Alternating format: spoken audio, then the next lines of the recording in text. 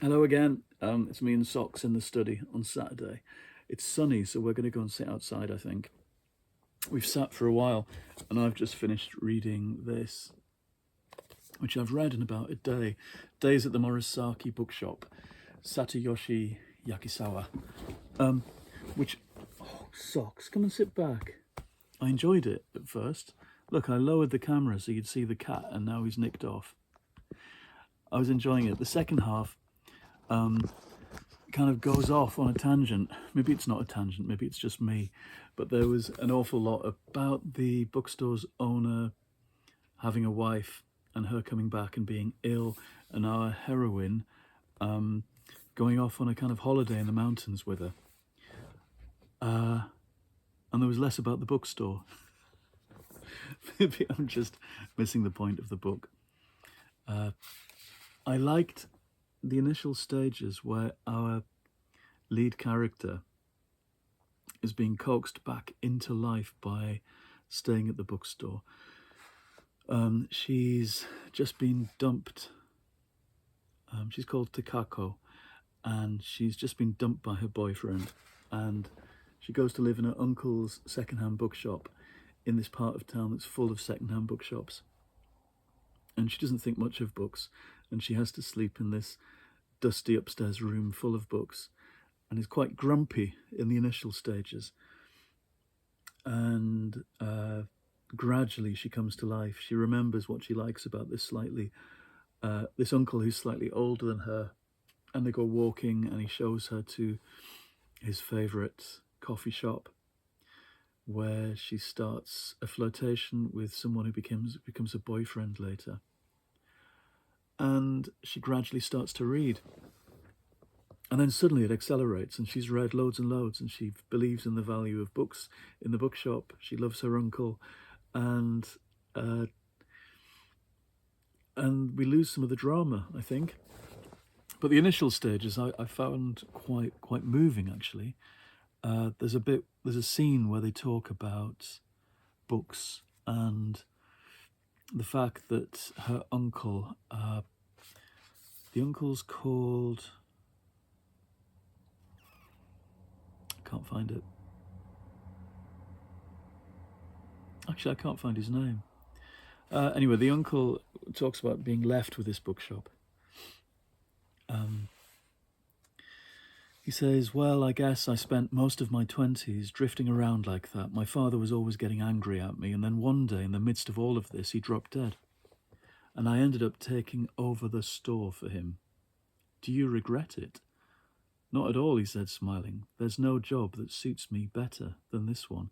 For someone who loves books, there's no place more wonderful than here. I'm proud to have a shop. I can't thank my father and grandfather enough, really. That's great.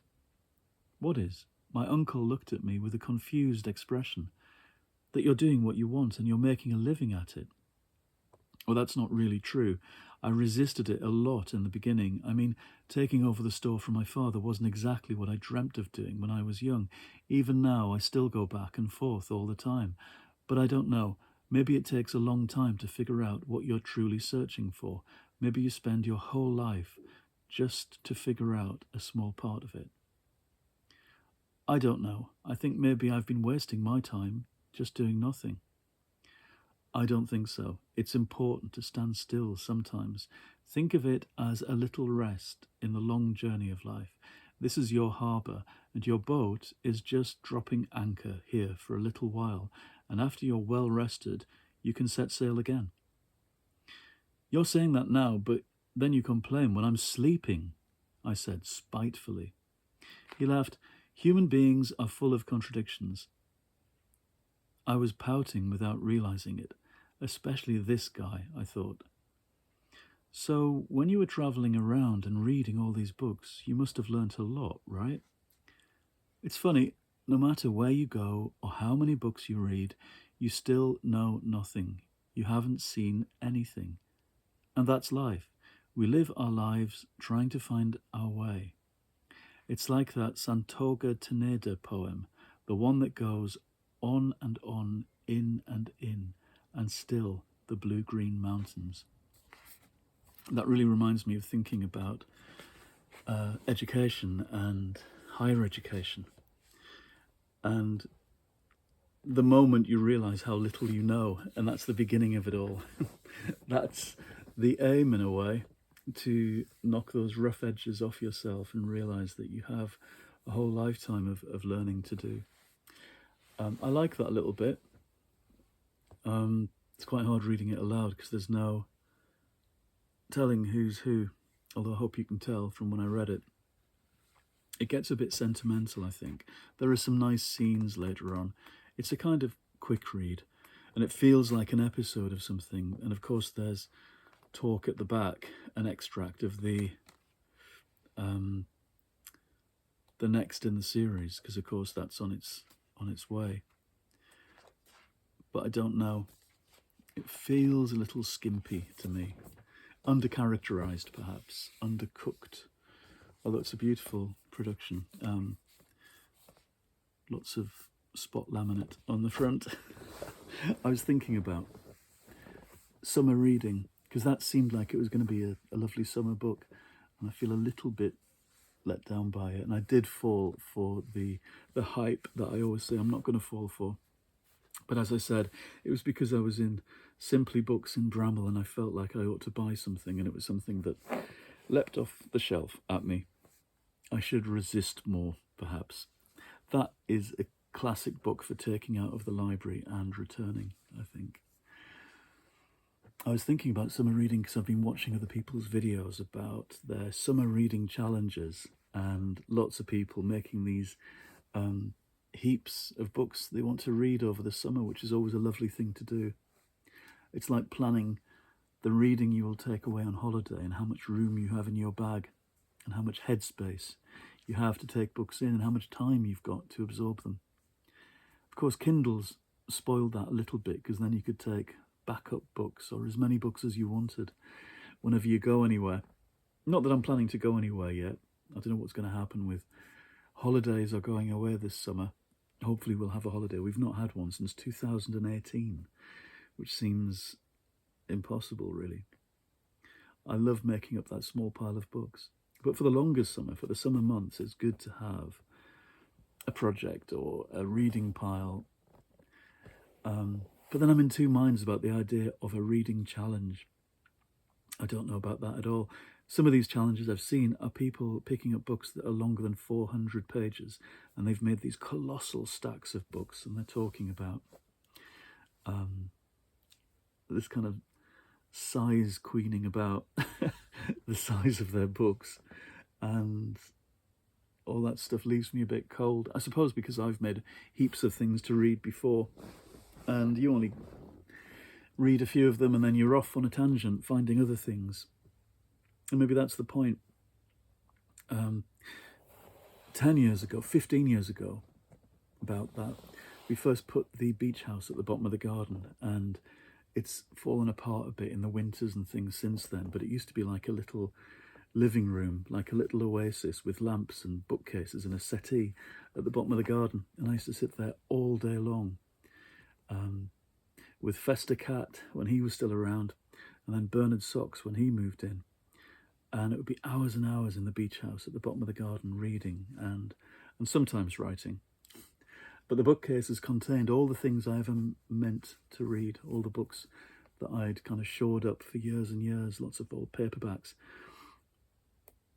And the idea was to, get on with them and start, and I did. I read through loads, and it was kind of magic. And that's become a phrase for me, beach house books, or the books that you keep right at the edge of the beach, watching the sea, and you've kept them as kind of desert island books, really. The books you'll read when you get the time. And the summer months and sitting outside, for me, really were about, in those summers, about deliberately making the time to tackle the books that you'd wanted to for a long time. The books that seemed summery or the perfect reads for that moment, whether that was, old classics or tie-ins like Murder, She Wrote or Battlestar Galactica that had kind of waited around for you, or old detective novels. I did make my way through an awful lot of those. I still have many, many more around the house. They're all inside the house now. Things got a bit damaged when the beach house started having leaks and things, so I had to move all the books back indoors. Anyway, I'm not going to make a pile of novels larger than 400 pages. I think the thing to do is to make all your books available and organise the shelves as best as you can and make up your reading as you go along. So you pick up what feels the most important thing next. I think that's the best way for me to go about it anyway. Last year I was reading 10, 12 things at a time, and there were books in different genres or different kinds of books, and so I was dipping into different things, and that was quite nice, that was quite fun.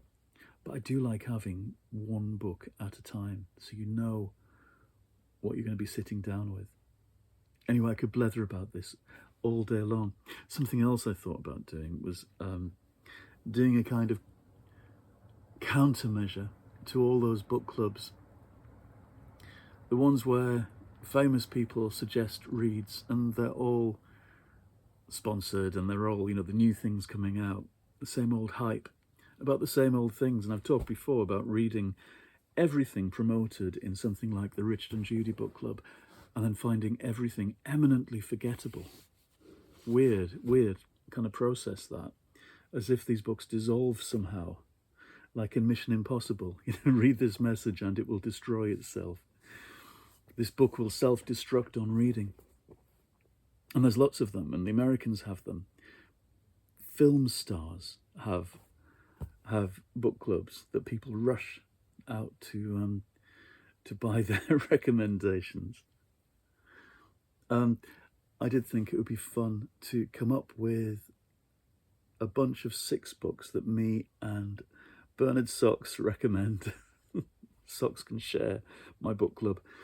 And they would be the most obscure books that I have, the books I love that nobody else seems to have ever mentioned. I think that would be fun. And then to see if anybody else can go and find them. I think that's a good idea for a book club. Let me know what you think about that idea, my obscure summer book club. Anyway, I'm going to go and sit outside. Thank you again for watching, and I hope you carry on watching. I hope you enjoy your weekend's reading, although by the time this goes out, the weekend will be over. I hope you're well.